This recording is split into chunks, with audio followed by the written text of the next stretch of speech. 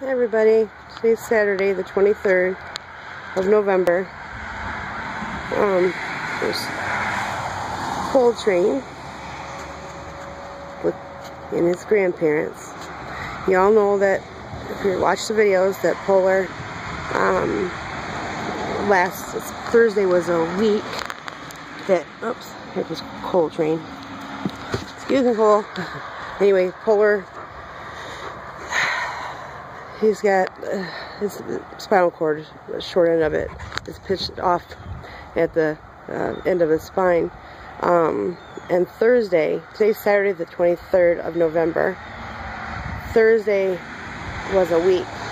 And we've been getting steroid injections to try to take down the inflammation. And, you know, been back and forth with him about what we want to do. And, you know, we humanely, if we see no improvement, you have to make an unselfish decision on what to do. Cole.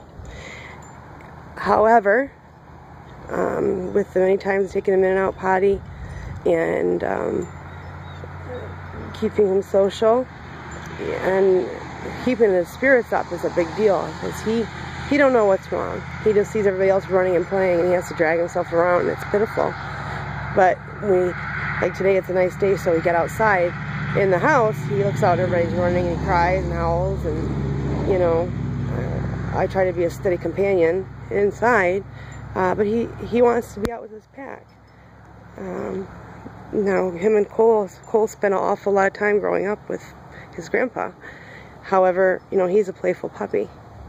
There's a true matriarch, or that's Polar's mate, and they have always been a lifetime of mates.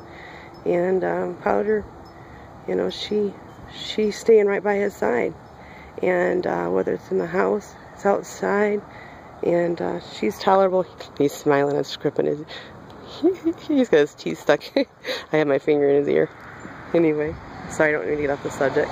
But she, I believe, is giving him the companionship when he's outside. She doesn't leave his side for but a second, and she's right back there with him, and she'll lay with him all day. And all I can say is really heartwarming, and I appreciate her, that she appreciates him as much as we do.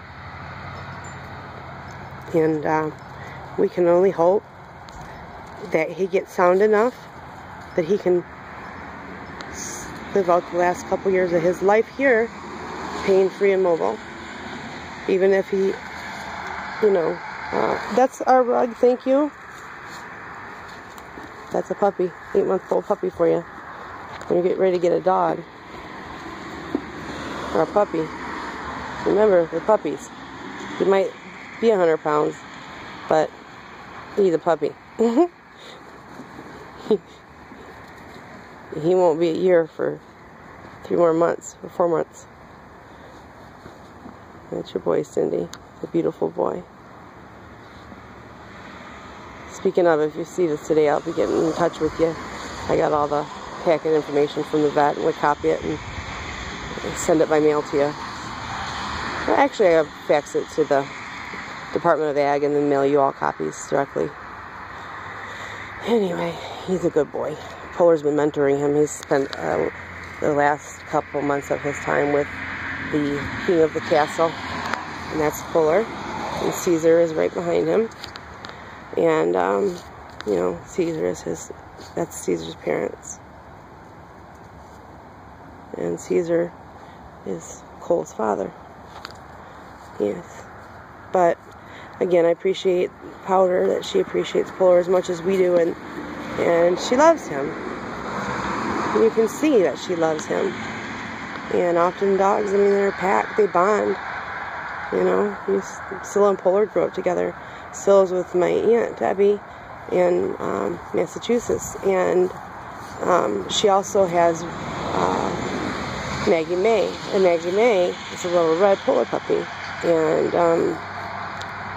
Scylla and Polar used to really, you know, they were brought up together, and they were mates, but Scylla's breeding was very short. She had a C-section, her second litter, and I had her spayed.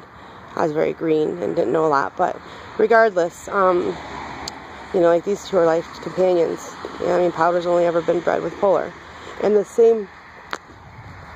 You enjoying pulling that rug apart? Same goes for Ladybug and Baron, which is parents. He's gonna string off that rug. He's such a heathen. The same thing goes for Ladybug and Baron, which is Powder's parents. Baron had to be put down last year or the summer before, and at any rate, they were life companions. Ladybug had never been bred to anyone but Baron. They always bred naturally, and you know they were a pair. And although a male will breed with the other females, you know, in a pack situation, you've had them. Polar's 10 and a half. You know, and when you've had them that long and they've been together that long, they do form a bond with one another, a strong bond. You know, and of course, as any of you would know, the bond you form with your pets, if you're true, I won't judge anyone's care or how they feel, but I was going to say, if you truly love them, they're like family, but that's just how I feel. And you treat them as such. And that's like with Polar right now. You know, we're teeter-tottering back and forth. And we are seeing improvement as, you know, his legs are moving again. And he just got another steroid shot today. We skipped yesterday. Hi, big boy. But it's awfully hard to look in those big dark eyes and know that he feels frustrated and he don't understand how great it's starting to rain. All I have to say is it's going to be a great day. We're going to have to go inside, you guys. But them big dark eyes tell me. I don't know. I don't understand. I don't understand. Whole train? Come on, puppy. Come on, boy. So, anyway, as long as we can keep him comfortable, go potty. Keep him comfortable and let him know he's loved and give him support. And, you know, mentally, he has been a week, well, 10 days he's been like this. So by this next weekend, we'll make maybe a determination, but we got to keep seeing improvement. And then you got to be careful with steroids as well that we have him on, because they can really affect the stomach. He's on a steroid injection that's 20 times stronger than cortisone. And, you know, we're treating it aggressively to try to get that inflammation down. However, you can only give it every other day because it can make the stomach ulcer terribly. So, you know, there's a couple days there I get it directly one day after the other, you know, and sometimes it's better to overdo a little bit than not enough. But you got to watch your animals closely, and you have to know what you're doing. And I don't do anything with my animals that isn't directed by a DVM, a doctor of veterinary medicine. I'm a dog breeder. I'm not a DVM, and so I lots that I can do on my own, even sutures and stapling, but I don't do anything without the consultation of my vet. And truly, even stapling, you need to have the proper tools and the proper anything. Only thing I ever stapled was my son's eye when he got his brim of his eye cracked open. He would go to the hospital, but I never have an animal, you know. And if the animals, it's a bad enough cut in that aspect. You know what? It's likely that they may need internal stitches, but getting a little bit off course there. At any rate, we're trying to keep it upbeat and positive for our big boy, and I'm grateful for Powder being with him. And on the flip side, there we've got a little teenager. Actually, he's still a puppy. He's slinging everything he can. Come away from that ditch. See? Whole train. Whole train! Come here! Come on. You handsome darling. Yes, I know. Did the rug get boring for you? The rug get boring for you? Huh? You goofy. What, Shinny? Watch your boy. Come here. Sit. Can you shake? Shake. Good boy. Yes, he can shake, Cindy. Jacob, he can shake. He's a very smart dog. He's very smart. Smile. Yeah. When he was young, Powder bit him, and he had stitches right here, and he had right in the front of his lip. You can show it like that. Bit him, and right there, and underneath the front lip, it was like a V. Her tooth went right in there, and he had to get stitches inside his mouth and outside on his rim of his nose. I mean, and then right there underneath his lip. So he's touchy about his mouth. And anytime I get my hands on him like this, I'll put my fingers in his mouth. So, like, oops, like so. In the event, brat. In the event the vet has to look in his mouth someday, brush his teeth, whatever, he's not sensitive about his mouth, because he is, due to grandmother setting him straight. Huh, Granny? Huh, Granny? Stay down, Polar, stay down. Yes, he says, well, what about me? Everybody getting attention, Polar got attention, and she says, and then the brat got attention, and he can't keep his face out of nobody's business. He's little. Yeah, stay, Polar. We'll come get Polar sitting up pretty decently now. Hi, Polar. But if you look in his eyes, you can see he don't feel well. Not happy. By no means. He's in distress. Stay, Polar. It's okay, Polar. Powder's got her own. It's okay. Grandpa's putting you in place, but don't think Grandma won't either. He's grabbing her fur on the back of her. Look at him. He's that much of a brat. Look at him. He's got a hold of her. Woo!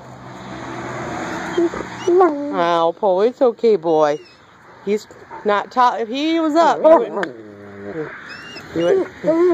That was Polar's chomps. Polar was chomping because he's mad at Cole for playing games. He's like, that's my woman. He says, if I could jump up here and get you, I would, wouldn't you? Yes, I know, Bubby. I know. You're my boy. Don't you worry. You're still Alpha. That's right. He's just a silly puppy. That's right. You're wifey right here still. Yes. Look at her nuzzling him. No, he don't want to be bothered. Yeah. Look at, see? Yeah, nobody leave you behind, Polar. And everybody love you. Now she's pulling on your hair. Everybody wants Polar to be better. Everybody wants Polar to be better. Don't come to me for your protection, you heathen. Look at you. Look at, see if we can stay, Polar. We can keep the spirit up like this. This is helping him. It is. Thank you. Thank you. Even him being angry at his grandson. Leave my woman alone. Yes, that's my girl. That's my girl there. I seen you tugging on her fur. You respect your grandma. You respect your grandma. I am, but I'm a brat. You see how big he is next to his grandma? He's a jolly giant. He's a jolly giant, but look at him cower down over his underneath his grandpa's. This Polar has mentored this puppy. Something amazing, as has Grandma. Alright, well, this video is like 13 minutes long, and I hope I can upload it. It's certainly worth watching, and I love these big babes.